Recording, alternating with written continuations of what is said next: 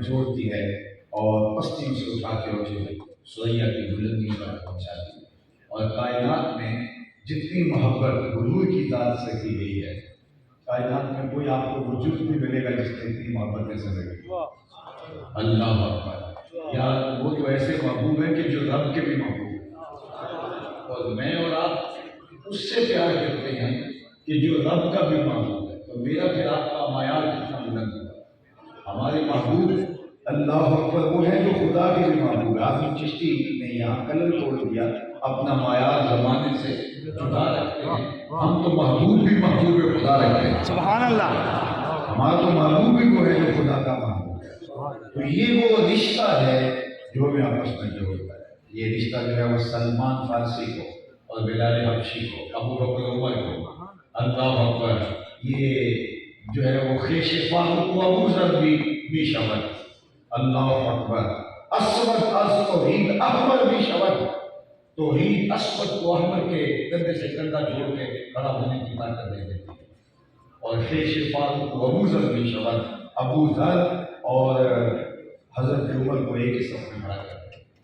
یہ اسلام کا نیا روپ ہے، یہ محبت ہے، یہ امت سازی کا عمل اور حضور کی محبت ہے۔ یہ ہمیں جو ہے وہ ایسی طاقت، ایسی توانائی، ایسی قوت عطا ہے۔ اور آج بھی 72-73 گروہوں میں بٹتی ہوئی اور بہتی ہوئی امت حضور کے نام پہ آ جائے۔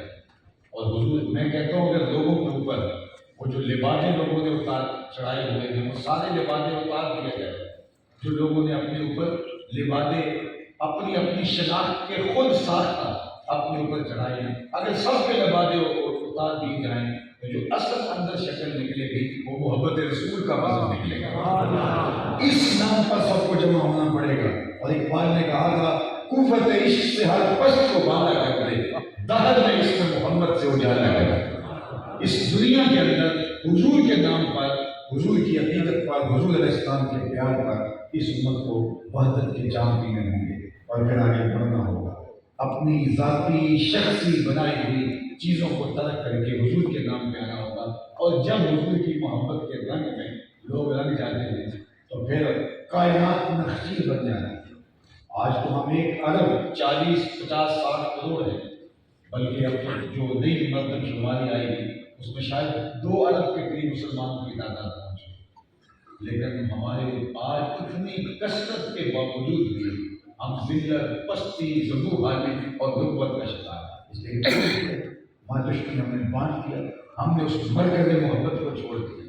ایک بار کہتے جو میں نے خواب دیکھا تھا اور میں نے کہا تھا کہ مسلمان زار و زبوں کیوں ہے، ندامت کے یہ قوم دل دار کو مکتوب پہ لگا۔ تو مجھے آواز آئی کہ یہ قوم دل تو رکھتی ہے، دل میں محبوب نہیں رکھتی۔ تو جب انہوں نے محبوب اپنے الگ بنا دیے تو پھر نتیجہ کیا ہوا؟ امت کی وحدت، یہ ٹکڑے ٹکڑے ہو گئے۔ اور یہ اتنی کثرت کے باوجود بھی آج دنیا کے اوپر پٹ رہے ہیں، لٹ رہے ہیں اور خانیاں بن رہا ہے۔ جو کچھ ہو رہا ہے پوری دنیا کے اندر، اسلامی دنیا میں، وہ کسی سے بات نہیں کرتے۔ لیکن جب ہم اس ایک نام پہ جمع تھے تو صرف 313 تعداد میں زیادہ نہیں تھی، اور سب لوگوں کے پاس اسلحہ نہیں تھا۔ 2 گھوڑے تھے، 6 زرہیں تھیں، 8 جو ہے وہ تلواریں تھیں، اور وہ بھی کہتے ہیں کسی کا دستہ ٹوٹا تھا اور کسی کو دندانے پڑے ہوئے تھے۔ باقی لوگوں نے کھجوروں کے ڈنڈے توڑے، یہ اللہ کے مجاہد تھے، چلے تھے جنگ کر۔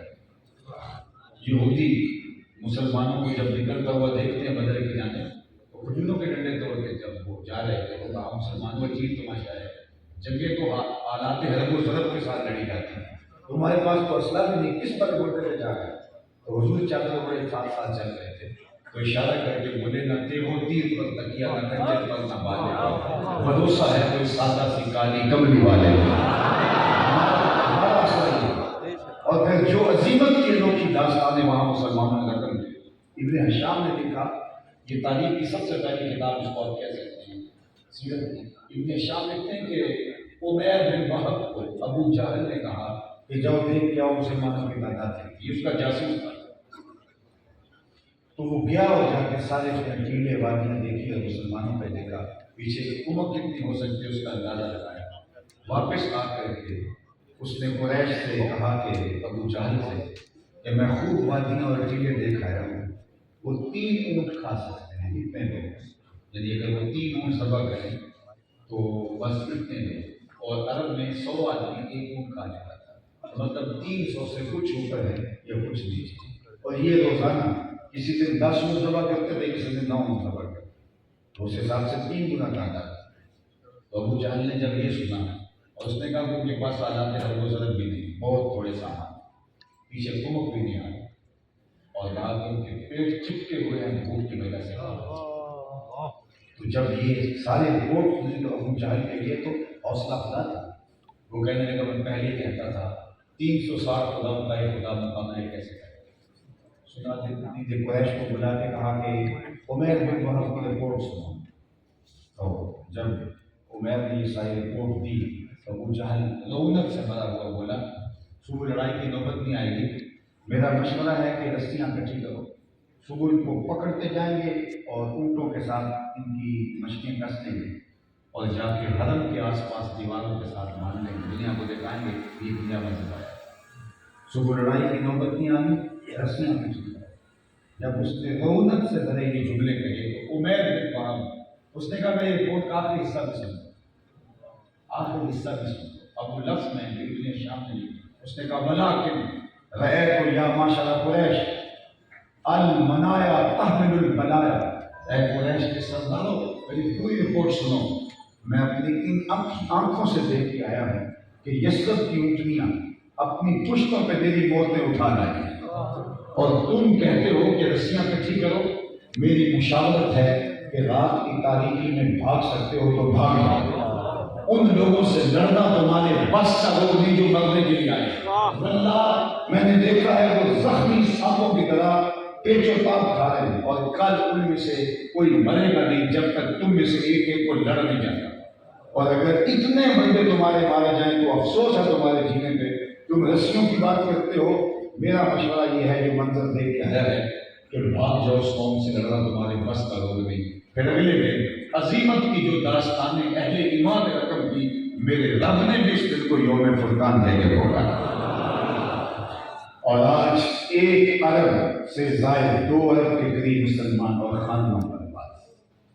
اس کائنات ارضی میں 1 انچ جگہ بھی ایسی نہیں ہے جہاں آتش و آہن برس رہا ہو اور وہ کفار کی سرزد۔ ساری آگ ہمارے اوپر برس رہی ہے، سارا لوہا ہمارے اوپر برس رہا ہے۔ مجھے اور آپ کو سوچنا ہے کہ ہم سے کوئی کوتاہی ضرور ہوئی ہے، ہم سے کوئی غلطی ضرور ہوئی ہے۔